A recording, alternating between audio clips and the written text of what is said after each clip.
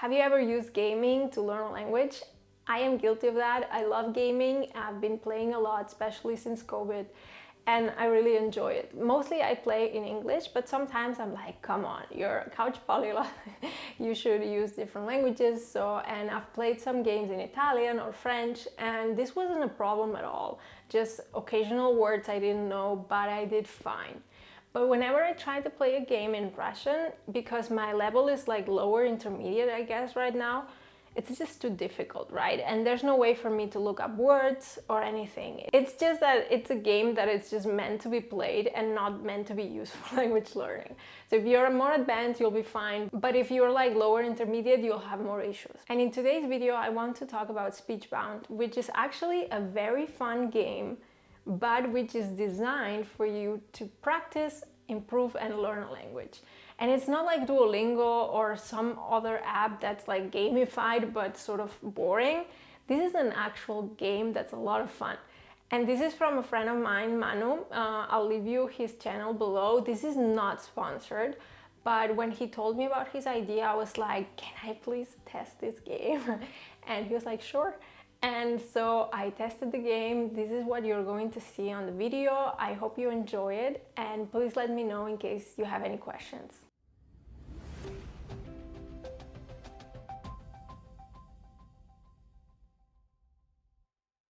First of all, thanks a lot to my Patreons and my Ko-Fi supporters. Also, you can subscribe, share, and so on. This really does help a lot.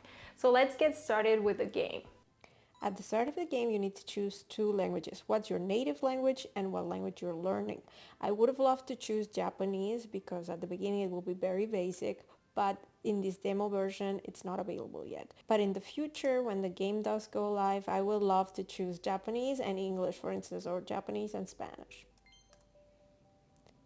So here's how the game starts. It looks like a really normal game, and it's pretty cool with this, space vibe. And then this first conversation starts.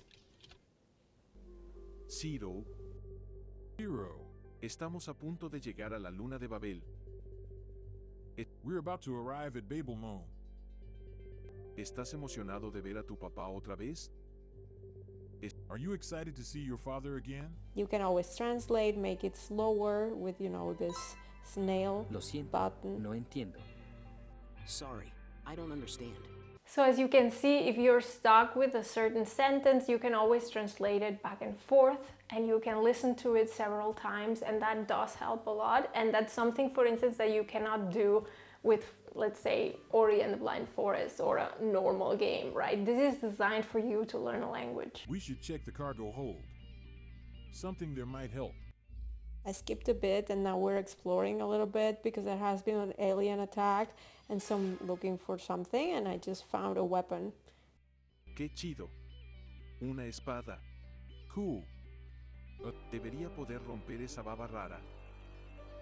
It should be able to smash that weird goo. If you enjoy playing games, you might think, well, this actually looks like a normal game. And I think that's the magic of this specific game, that it feels like a normal game, but at the same time it gives you tools to practice and keep getting better and improving. And this is what normally normal games are lacking, because of course they're not designed for language learning. Now I want to show you a little bit how the fighting works. So when you're fighting, it looks like a normal game, but you will need to solve some exercises, some learning exercises.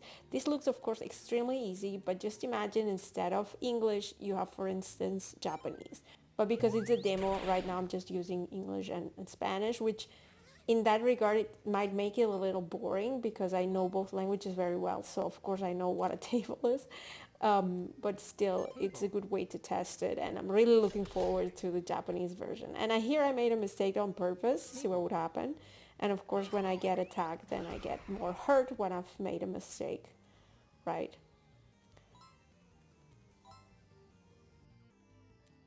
Friend.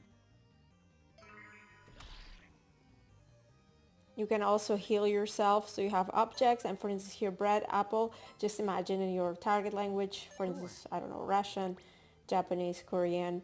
Of course, bread and an apple is very easy, but if you're learning a more complex language or you're at the start of your language learning process, then it will be meaningful. And now to show you a little bit more of the gameplay, I wanted to show you here more of the vocabulary you have. So when you're healing yourself, you can see different food vocabulary, and you keep finding objects. So for instance, shelf, or for instance, lamp, and you always see the translation, and you can practice. Like I said, if it was a difficult language or a language I would be a beginner at, it would be more meaningful, of course. I also wanted to just show you how the game feels like just playing, just moving around. It just feels like a really normal game. Of course, because this is a demo version, there are some bugs. So for instance, right now, if you save, you cannot continue from the same spot. But this is normal for a demo. So whenever it goes live, such bugs will have been fixed, right? And as you can see, it looks pretty. It's appealing to the eyes as well. That's how I feel anyway.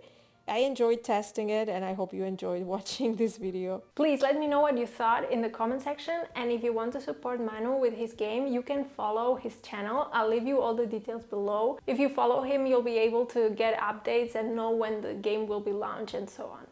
I hope you liked it, and hope to see you very soon. Bye bye.